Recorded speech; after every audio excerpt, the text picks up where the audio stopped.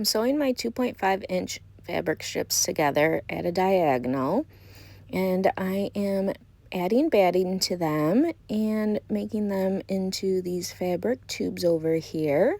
I am sewing them at a 1/4-inch seam allowance on the side here, and they end up making the fabric ropes here, which I'm going to use to make a little table runner today.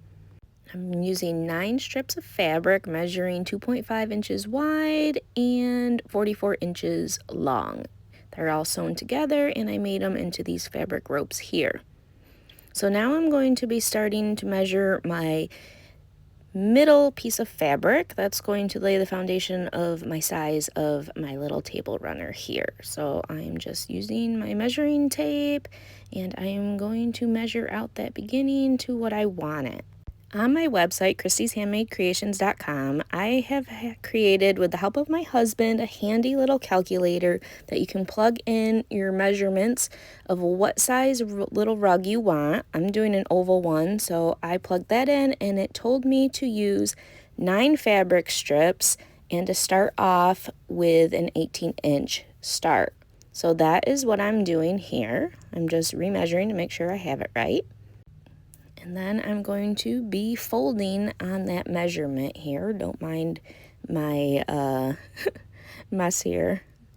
So I mark off where I measured the 18 inches. And then I'm going to take my fabric and I'm just going to fold it in a little triangle flap at the top like this.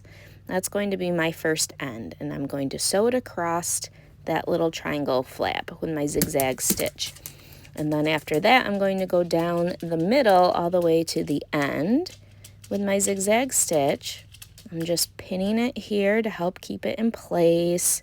I just add a few pins here, so I'm pretty used to working with it and stuff. In the beginning, I used to use a lot more pins. So I go all the way down here, and then this is where I'm going to be flipping my fabric and folding it again. And I'm going to make a little triangle like this. And then my sewing is going to come down here, and I'm going to go over there and then back up. And that's going to give me my path to go around my little table runner here. I like to use the zigzag settings of 5 for width and 2.5 or 3 for my length. So I'm just going to go over this little flap to secure it down. And that's what I do first. And then after that, I think I'm going to show you here what it looks like. So that's what it looks like. And then I'm going to go and I'm going to start zigzag stitching down the strip here in the middle. That's going to be the very middle of my little table runner here that I'm making. As I'm doing this middle strip, I pay attention to how I'm sewing it, making sure that the 2 fabric strips are just laying next to each other, not on top of each other, and that it's going nice and straight. I use see the lines right to the left of my finger? I use those kind of as a guide to keep my fabric nice and straight. That's how I do it. You could always put like a piece of blue tape or something like that to kind of give you a visual guide to keep it nice and straight. That's just worked for me. I'm a very visual person. I can kind of just see how it's going. You definitely don't want it to like move to the left or right. That's going to affect how that middle is going to come out, and you don't want it to be a wave, like a curve, or like a... So now I'm doing the very bottom here, the second little turn. I used to put a lot of pins in, but I don't use as many pins now because I'm just familiar with how the fabric lays and I can get it to how I like.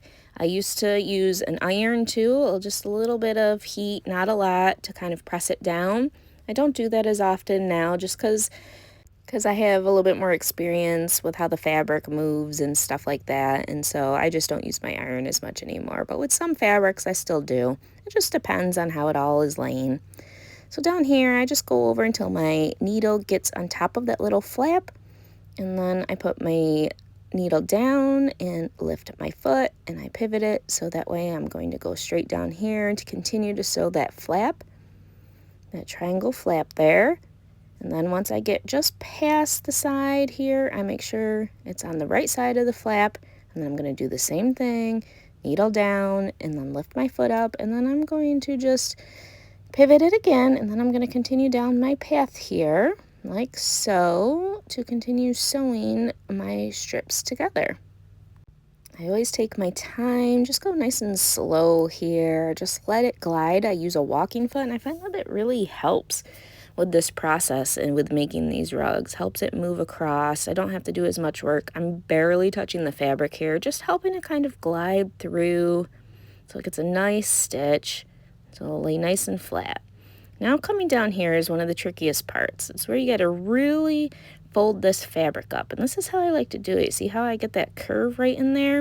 And you want like a little bit of an accordion like with that fabric in there. A lot of little tiny folds. And with that triangle, I like to go over it just a little bit. This is the only time I overlap my fabric. And I'm going to come in here and I pin it, make sure it's all laying nice. Just like this, making sure that the fabric goes around those little edge corners too. You see how it's like a real nice U shape with my fabric? That's what I look for each time, just so that it looks nice and neat here. So then I sometimes go in and I will press my, with my little mini iron here on a low heat setting, nothing too crazy, just a little bit sometimes, just to help get that material to fold down. So then when I continue down here, I take my time and go really slow because I want to make sure that my zigzag stitch is connecting on both sides. And you really got to turn it here. So sometimes I like to put my needle down and lift my foot and kind of pivot my material a little with my left hand. You have to look in between those little 2 feet down in there to see where the middle of the two fabrics meet so that you can catch that zigzag on both sides. So it gets a little bit easier the more you do it. Right here I went back a little because I think I missed a spot, so sometimes I do go back a little. Depends on the fabric. If I'm working with a dark fabric, I might cut it and then just start over because I don't like having too much overlapping. It just depends. You get a feel for it the more you do it. So I'm taking each of the pins out as I go. I don't want to sew over them just for safety. Make sure nothing happens here. And then I'm just checking everything. Make sure I like to see how it's working here. I think I'm back stitching again a little bit. And sometimes I still have little gaps on those first little corners. And then here I'm just readjusting my material, making sure it's sitting all together. This first corner, the first two ones here after you do the initial middle with the triangle flaps is always the trickiest. You have to bunch the most fabric. And so here it is, the second one. And again, I'm doing the same method. I'm just I don't know how you say it, like bending, curving my material here so that I can get a nice fold there in the middle. And then I'm going to overlap this little flap again. So second time. I guess I said the only time last time, but this is, so I do it twice for the ends. That's what I mean. The only time I do it is for these ends. So I'm doing the same process. I'm pinning and I'm making sure, see that little corner there, that it's not going to be on top of it. It goes around it on that little triangle flap. So, and then sometimes I fold up this little material. I think that's what I was doing. Yeah, you can see it. See how I folded it on the left? Because I always have like my workstation a mess. As you can see, the ropes over there. So I just do that to kind of help. Everybody has their own little process as they work. Not to mention, I do have a phone stand over here on the left, so it kind of takes up my space when I'm trying to videotape these. So it's a little bit more harder to navigate everything in a smaller space.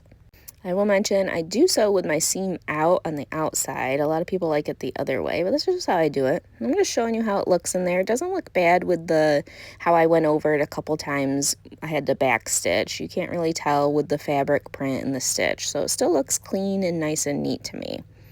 So I'm continuing on. I check things as I go, just making sure that everything is looking good. Everything's laying flat. There's no skip stitches, things like that. And now I'm doing the same method that I do with those. I curve out my material and I fluff it kind of in the middle, squishing it, and then I pin it again just to make sure it's how I like it and where the material is squishing down. These fabric ropes need to bend around such a small little corner, so it really needs a lot of fabric bunched on the inside.